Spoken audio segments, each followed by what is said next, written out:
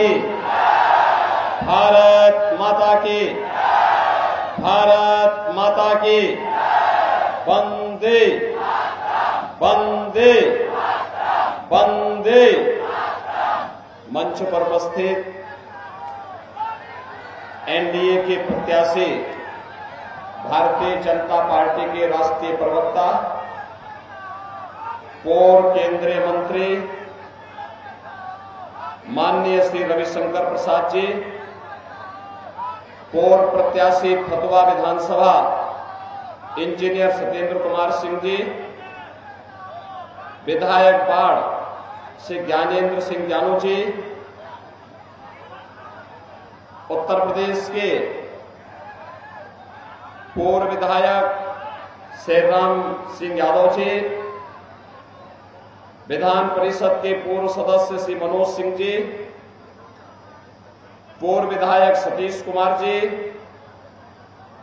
लोकसभा के संयोजक श्री रामजी सिंह जी, जदयू के महासचिव अनिल कुमार जी, विधानसभा प्रभारी फतुहा कुंवर विजय पासवान जी, अमित कुमार सिंह जी, भारतीय जनता पार्टी और एनडीए के हमारे सभी पदाधिकारीगण, पटना संसदीय क्षेत्र फतुहा विधानसभा क्षेत्र से जुड़े हुए मेरे से उपस्थित बहनों और भाइयों, आज मुझे भारत की इस गणतंत्र की जननी के इस पवित्र धरती पर हम रॉवर नॉर्मल के वंदन अभिनंदन करत बानी।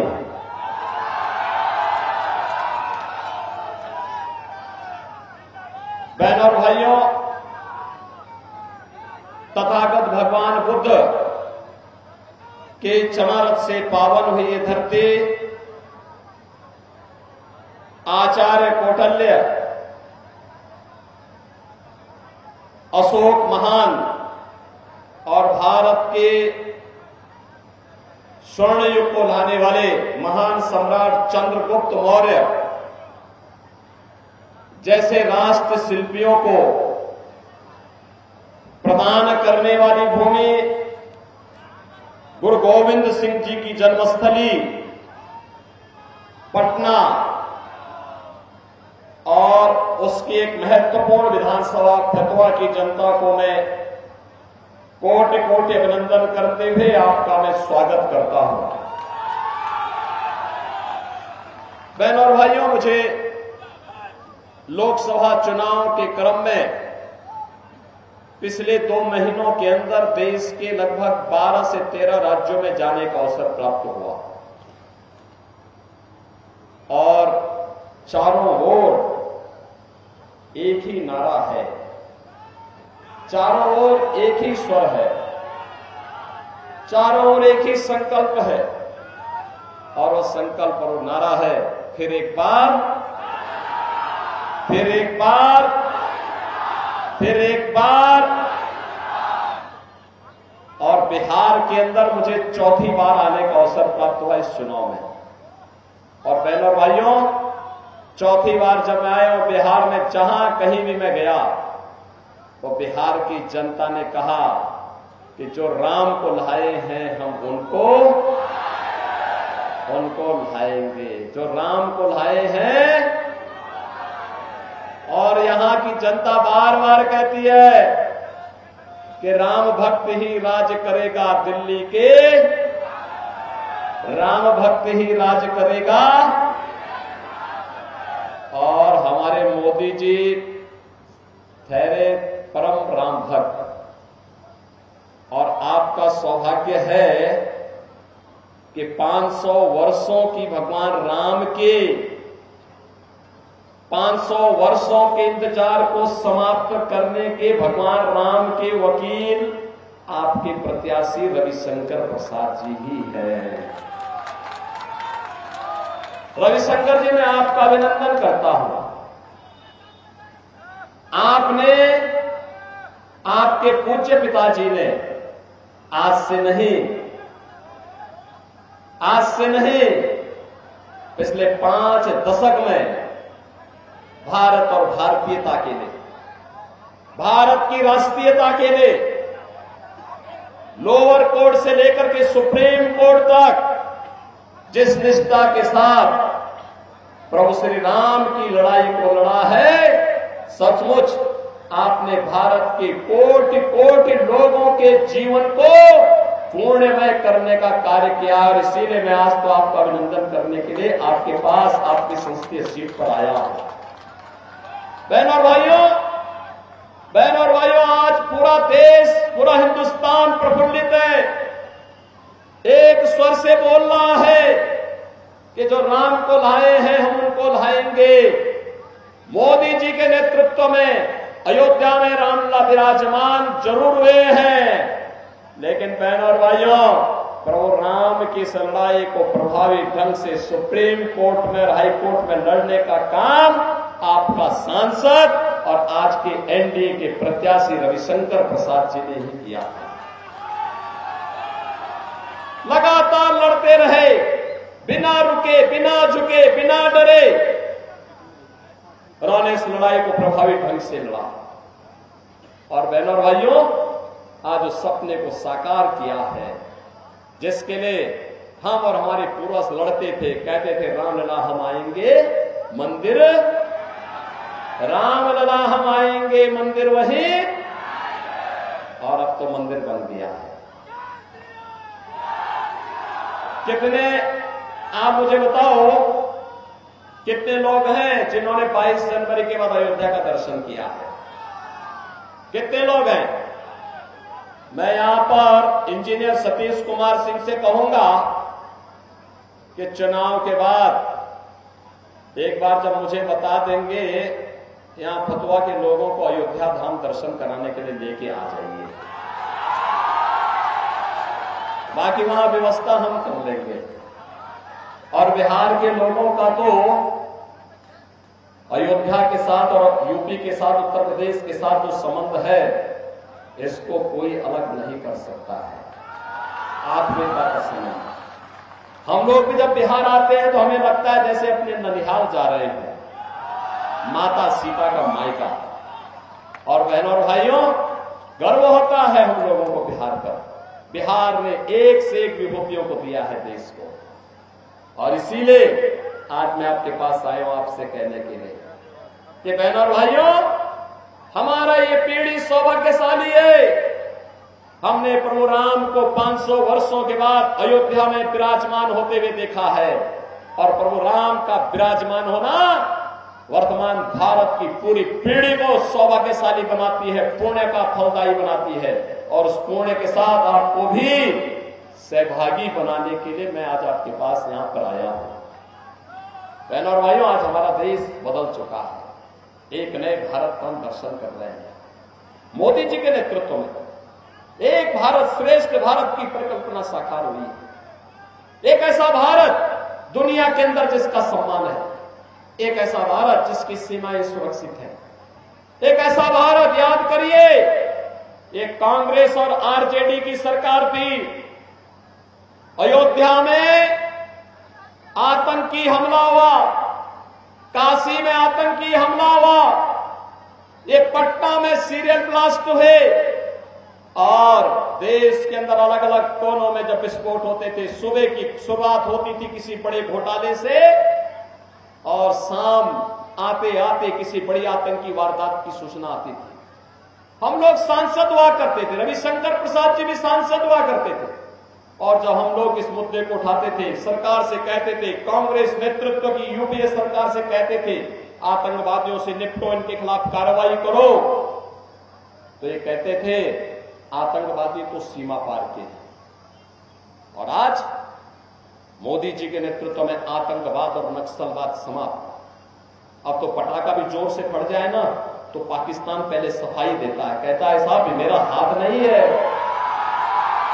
उसे मालूम है नया भारत है, छेड़ेगा नहीं, लेकिन कोई छेड़ेगा तो उसको छोड़ेगा भी। ये नया भारत है। और मैं कहना चाहता हूं कांग्रेस और आरजेडी के लोगों से जो लोग पाकिस्तान पर आग लाप रहे हैं, का ये भारत पे बोझा बने थे। अरे जाओ पाकिस्तान। अरे हिंदुस्तान में मोदी जी तो 80 करोड़ लोगों को फ्री में राशन दे रहे हैं। पाकिस्तान में कोई भीख भी नहीं देने वाला है, क्योंकि वहां तो स्वयं भूखों मर रहे हैं। जितनी पाकिस्तान की आबादी है, उससे बड़ी आबादी को मोदी जी ने 10 वर्ष में गरीबी रेखा से उभार करके खुशहाल जीवन जीने की ओर अग्रसर किया है। बहन और भाइयों, 60 करोड़ घरों में आज मोदी जी ने 60 करोड़ लोगों को देश में 5 लाख रुपए की आयुष्मान भारत की मुफ्त उपचार की सुविधा दी है। और मोदी जी ने कहा है 4 जून को जब फिर एक बार मोदी सरकार बनेगी तो 70 वर्ष से ऊपर के हर व्यक्ति को फ्री में 5 लाख रुपए हर वर्ष उपचार की सुविधा उपलब्ध करवाएंगे। बहनों और भाइयों, मोदी जी के नेतृत्व में किसानों को किसान सम्मान निधि, हर गरीब के घर में शौचालय का निर्माण, हर घर में उज्ज्वला योजना के कनेक्शन, 4 करोड़ गरीबों के मकान बन गए हैं। और मोदी जी ने कहा 4 जून को जब फिर एक बार मोदी सरकार बनेगी तो बहन और भाइयों, उस समय जितने भी गरीब होंगे सबके लिए एक एक मकान की स्वीकृति भी उसके साथ ही प्राप्त हो जाएगी। भारतीय जनसंघ के समय से लड़ाई लड़ी जाती थी, एक देश में एक प्रधान, एक विधान, एक निशान होगा। कांग्रेस जबरदस्ती धारा 370 को, इस बोझ को देश के अंदर लादी हुई थी। हम आभारी हैं मोदी जी के, उन्होंने कश्मीर में धारा 370 को समाप्त करने का निर्णय लिया। और हम धन्यवाद देना चाहेंगे, अभिनंदन करना चाहेंगे रविशंकर प्रसाद जी का, जिन्होंने न्यायालय में इस लड़ाई को लड़ा। कश्मीर में धारा 370 हमेशा के लिए समाप्त होकर के आतंकवाद की ताबूत पर अंतिम कील ठोकने का काम भी कर दिया।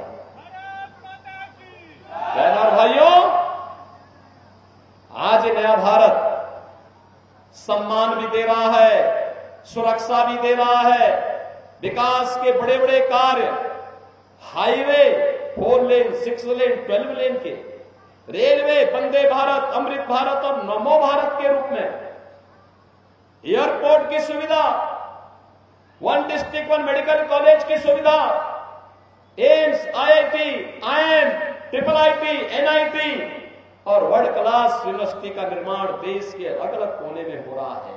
हर घर नल की योजना के माध्यम से शुद्ध पेयजल की आपूर्ति आज मोदी जी की प्राथमिकता है। एक नया भारत विकास भी कराता है और गरीबों के कल्याण के लिए, उनके जीवन में खुशहाली लाने के लिए कार्य भी कर रहा है। ये नया भारत अयोध्या में रामलला का भव्य मंदिर भी बनाता है, काशी में काशी विश्वनाथ धाम का निर्माण भी करता है। और काशी और अयोध्या जब पूरे हो चुके हैं तो अब हम मथुरा की तरफ भी थोड़ा थोड़ा उधर भी जा रहे हैं, क्योंकि भगवान हमारे कृष्ण कन्हैया कहां इंतजार करने वाले हैं। कृष्ण कन्हैया के कार्य को आरजेडी नहीं पूरा करेगी, क्योंकि उसको तो वोट चाहिए। उसका काम तो राम भक्त ही करने जा रहे हैं, राम भक्त इस कार्य को भी आगे बढ़ाने जा रहे हैं। और इसलिए बहनों और भाइयों, आज हम सब आपके बीच आए हैं। याद करिए, आरजेडी की सरकार और कांग्रेस की सरकार इस बिहार में क्या थी? पहचान का संकट खड़ा कर दिया था। मोदी जी आपको डिजिटल युग में ले गए हैं, लेकिन लालू जी की आरजेडी आज भी आपको लालटेन युग में ले जाना चाहती है, लालटेन युग में ले जाना चाहती है, क्योंकि वह चाहते हैं अंधेरा रहे। अंधेरा रहेगा तो अंधेरे में ही डकैती पड़ेगी, इसलिए नहीं चाहते हैं विकास हो जाए। इसीलिए उन्होंने विकास भी नहीं किया है, विकास कराएंगे भी नहीं। क्या स्थिति थी? न बेटी सुरक्षित थी, न व्यापारी सुरक्षित था। बिहार का नौजवान कहीं बाहर जाता था, हमें दया आती थी। देश को नेतृत्व देने वाला बिहार, प्रतिभाशाली हमारा युवा, पहचान के लिए मोहताज होता था। क्या कर दिया था लालू जी ने तो यहां पर, क्या स्थिति पकड़ा दी थी। बहन और भाइयों, 2017 के पहले यही स्थिति उत्तर प्रदेश में थी। और उत्तर प्रदेश में आपने पिछले 7 वर्ष में देखा होगा, एक भी दंगा नहीं हुआ। जितने दंगाई थे, सब दंगाइयों को एक एक करके राम नाम सत्य की यात्रा में भेज दिया गया।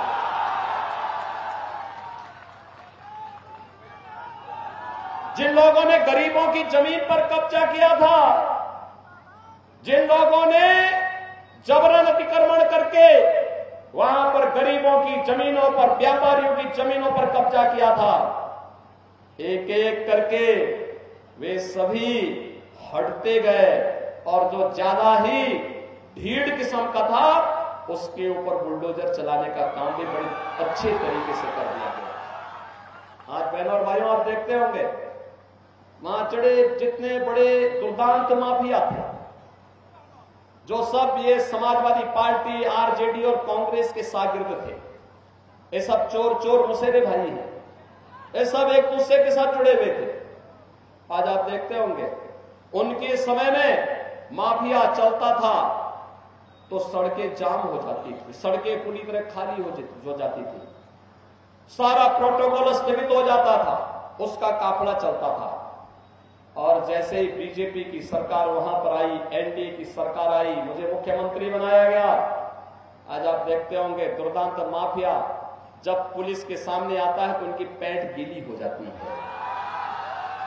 आज उनकी हालत देखने लायक बनती है। वो कहते हैं साहब, गले में तख्ती लटका करके कहते हैं साहब एक बार जान बकस दो, बस हम थैली लगा करके अपना भरण पोषण कर लेंगे, अब किसी की जमीन पे कब्जा नहीं करेंगे, किसी निर्दोष को गोली नहीं मारेंगे, अव्यवस्था नहीं फैलाएंगे, अराजकता नहीं फैलाएंगे। और हमने भी कहा था बेटी और व्यापारी की सुरक्षा के लिए खतरा बनोगे तो दूसरे चौराहे पर यमराज तुम्हें उठा ले जाएगा, चिंता मत करो। और बहनों और भाइयों, आज आप देखते होंगे कोई दंगा नहीं, कोई कर्फ्यू नहीं, कोई दंगा नहीं, वहां सब चंगा है। और मैं यही कहने के लिए आया हूं, यह परिणाम केवल भाजपा और एनडीए ही दे सकती है। बिहार विकास के जिस पथ पर आगे बढ़ा है, मोदी जी का नेतृत्व देश के अंदर मिल रहा है और नीतीश जी का नेतृत्व बिहार के अंदर एनडीए को प्राप्त हो रहा है। मिल करके विकास की इस यात्रा को आगे बढ़ा करके हम लोग एक नए बिहार को बनाना है, विकसित बिहार की परिकल्पना को साकार करना है, इसीलिए हम लोग आए हैं। क्या कहता है कांग्रेस और यहां पर इंडी गठबंधन का घोषणा पत्र, क्या कहता है? कहता है कि अगर कांग्रेस नेतृत्व की इंडी गठबंधन की सरकार आई तो पर्सनल लॉ लागू कर देंगे। पर्सनल लॉ लागू करने का मतलब आप जानते हैं? रविशंकर प्रसाद जी ने जिस लड़ाई को लड़ा था 3 तलाक की कुप्रथा को समाप्त करने का, ये चाहते हैं 3 तलाक की कुप्रथा फिर से लागू हो जाए।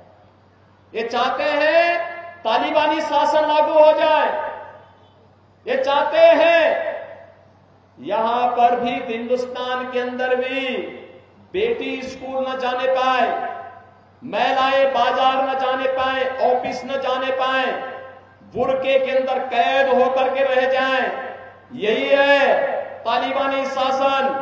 बहन और भाइयों, हम डंके की चोट पर भारतीय जनता पार्टी कहती है कि भारत की शासन की व्यवस्था बाबा साहब भीमराव अंबेडकर के द्वारा बनाए गए संविधान से चलेगी, किसी शरिया कानून से भारत की व्यवस्था नहीं चलेगी।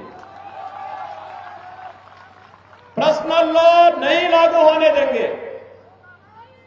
हम बाबा साहब भीमराव अंबेडकर के संविधान से भारत की व्यवस्था चलाएंगे। ये कहते हैं कि कांग्रेस के नेतृत्व में कांग्रेस के लोग और आरजेडी के लोग कहते हैं सरकार बनेगी। ये कहते हैं कि पिछड़ी, यानी लालू जी तो कहते हैं कि पिछड़ी जाति के सारे आरक्षण को मुसलमानों को दे देंगे। क्या आपको स्वीकार है क्या? अरे धार्मिक आधार पर बाबा साहब भीमराव अंबेडकर ने कहा था कि धार्मिक आधार पर आरक्षण नहीं हो सकता। धार्मिक आधार पर भारत का विभाजन हुआ था। भारत दूसरा विभाजन स्वीकार नहीं कर सकता है। आरक्षण का लाभ अनुसूचित जाति, जनजाति और पिछड़ी जाति के लोगों को ही भारत के अंदर मिलेगा। धर्म के आधार पर मुसलमानों को आरक्षण नहीं मिल सकता। आपने भी कोलकाता हाईकोर्ट का देखा होगा, एक कांग्रेस की सहयोगी टीएमसी को उन्होंने वहां उसके फैसले को कोर्ट ने पलटा है और कहा धार्मिक आधार पर आरक्षण नहीं हो सकता। लेकिन ये समझने वाले नहीं है, इनको अपने वोट की चोट से समझाने की आवश्यकता है। इसीलिए हम लोग आए आपसे कहने के लिए, ये देश के साथ विश्वासघात कर रहे हैं, भारत के संविधान के साथ विश्वासघात कर रहे हैं।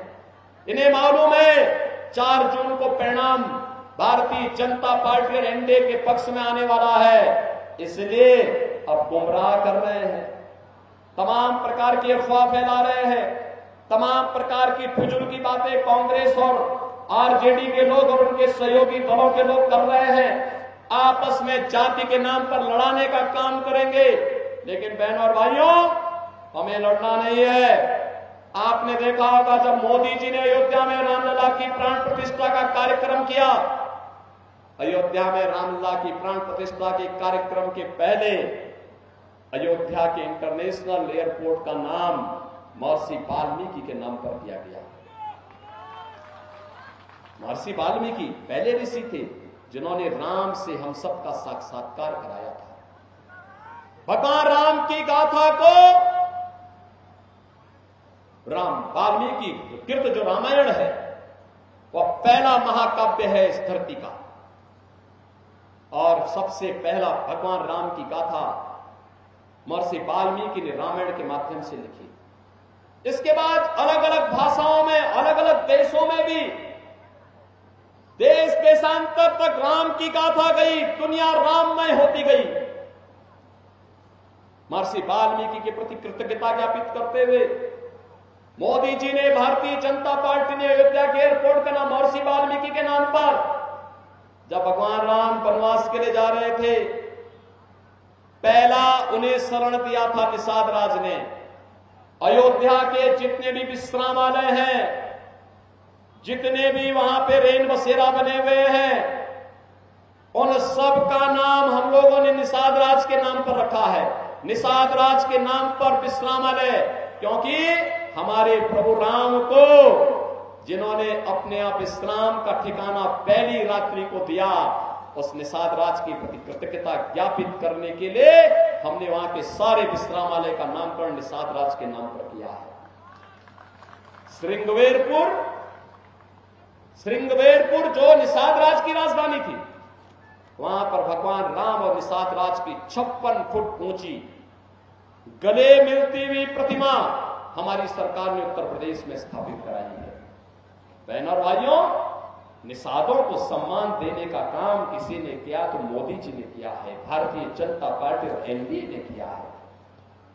निषाद राज के नाम पर सम्मान देने का काम, इस समुदाय के उत्थान का काम मोदी जी ने किया है। दुकान चलाने वाले 10 लोग आएंगे, सौदेबाजी करने वाले 10 लोग आएंगे, लेकिन महापुरुषों का सम्मान, चाहे वह बाबा साहब भीमराव अंबेडकर के नाम पर पंचतीर्थ बनाने का काम हो, चाहे निषाद राज के नाम पर श्रृंगवेरपुर के 56 फुट की ऊंची प्रतिमा की स्थापना और उनके भव्य स्मारक बनाने का काम हो, चाहे महाराज सोहेल देव के स्मारक को बनाने का काम रहा हो, ये सभी कार्य भारतीय जनता पार्टी ने किए हैं। और बहनों और भाइयों, यही नहीं, आप जब अयोध्या जाएंगे, वहां पे जो निःशुल्क भोजनालय है, जहां निःशुल्क प्रसाद भोजन के रूप में प्रसाद मिलता है, बहनों और भाइयों, वह किसी के नाम पर है तो माता सबरी के नाम पर है। माता सबरी, भगवान राम को जंगल में जब माता सीता के लिए जंगल में दर भटक रहे थे, तब भगवान राम को बेर खिलाने का काम किसी ने किया था तो माता सबरी ने किया था। इसलिए माता सबरी के प्रति कृतज्ञता ज्ञापित करते हुए हम लोगों ने अयोध्या में किया, और इसीलिए अयोध्या में हम सबका भी संकल्प है। भगवान राम का जो संकल्प था, निस्सरहीन करो मैं भुज उठाए प्रणहीन, हमने भी तय किया है। भगवान राम ने ऋषि मुनियों से कहा था, वनवासियों से कहा था, गिरिवासियों से कहा था, उस समय के समाज से कहा था, जब तक ये राक्षस रहेंगे इनका अंत करने तक हम चैन से नहीं बैठेंगे। और हम लोगों ने भी तय किया था उत्तर प्रदेश में ये माफिया अपराधी जितने भी ये निर्दोष लोगों को, व्यापारी और बेटियों की सुरक्षा के लिए खतरा बने हुए हैं, जब तक इनको मिट्टी के अंदर न मिला दें तब तक हम भी चैन से नहीं बैठेंगे। और बहनों भाइयों, आज वहां पे शांति है, अमन चैन है, दंगा नहीं है, कर्फ्यू नहीं है। उत्तर प्रदेश 25 करोड़ की आबादी का राज्य सुख और शांति के साथ दंगा मुक्त बनकर के विकास के नए नए प्रतिमान मोदी जी के नेतृत्व में स्थापित कर रहा है। और इसीलिए आज मैं आपके पास आया हूं।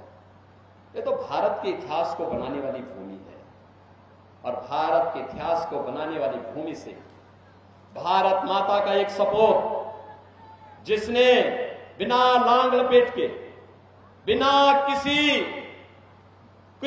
किसी प्रकार की संकोच किए बगैर राम जन्मभूमि का मुद्दा रहा हो, कश्मीर में धारा 370 का मुद्दा रहा हो, या बहनों को न्याय दिलाने के लिए 3 तलाक की कुप्रथा को पूरी तरह बैन करवाने का रहा हो, ये काम आपके सांसद और आपके प्रत्याशी श्री रविशंकर प्रसाद जी ने प्रभावी ढंग से पैरवी करके न्याय दिलाने का काम किया है।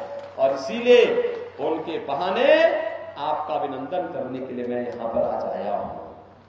आपको अयोध्या का भी आमंत्रण देने के लिए आया हूं। और इसीलिए मैं आज सबसे अपील करूंगा कि बहनों और भाइयों, देश की आवाज के साथ हमारी आवाज जोड़नी चाहिए। देश की आवाज यही है जो राम को लाए हैं हम। फतवा की भी यही आवाज है ना? है ना? फतवा भी यही चाहता है ना? पटना भी यही चाहता है ना? कितने लोग चाहते हैं? दोनों हाथ उठा करके बताओ, चलो कितने लोग चाहते हैं? सब लोग सहमत हैं। लेकिन बहनों और भाइयों, इसके लिए आपको 2 काम करने पड़ेंगे। करेंगे? मानेंगे मेरी बात? 3 दिन का समय है प्रचार का। देखिए, मोदी जी हो या रविशंकर प्रसाद जी हो या मैं हो, हमारा पूरा जीवन देश के लिए है, देश के लिए है। 140 करोड़ का भारत ही हमारा परिवार है। पूरा देश के लिए, सब कुछ देश के लिए, सब कुछ देश के लिए। और इसीलिए मैं आपसे कहने के लिए आया हूं, 3 दिन, अगला 3 दिन आप क्या देश के लिए देंगे? देंगे? देंगे?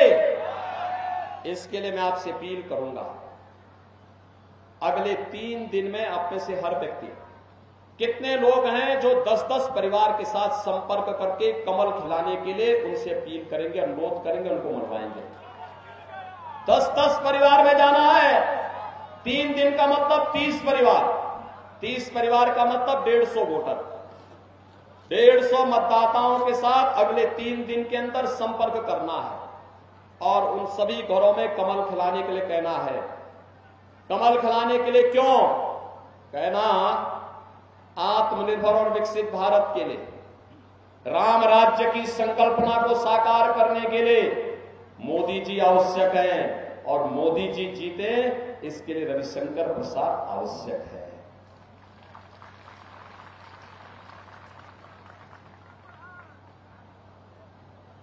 भगवान राम ने भी कहा है, एक बहुत अच्छी चौपाई भगवान राम ने, बहनों और भाइयों, उन्होंने एक बात कही थी, और बहुत अच्छी चौपाई मुझे कभी कभी वो याद आती है। और मैं कभी कभी जब देखता हूं, सुनता हूं, तो मुझे भी लगता है। वे कहते हैं, शिव द्रोही ममतास कहावा, सो नर मोहि सपने नहीं पावा। वो कहते हैं, अगर शिव द्रोही कोई मेरा भक्त बनना चाहता है तो सपने में भी मेरे पास नहीं आ सकता है। और यहां तो रविशंकर स्वयं ही आपके पास आए हैं। तो रविशंकर प्रसाद जी को चुनाव जिता करके भेजने के लिए 3 दिन का समय, 10-10 घरों में प्रतिदिन जाकर के 30 घरों का मतलब 150 मतदाताओं से संपर्क करेंगे। आप सभी लोग करेंगे? सभी लोग सहमत हैं? और उन 150 मतदाताओं को 1 जून को मतदान केंद्र में ले जाकर के मतदान कराना है। कराएंगे? कराएंगे? दोनों हाथ ला के बताओ मुझे भैया, दोनों हाथ ला के आश्वस्त करो, करेंगे ना?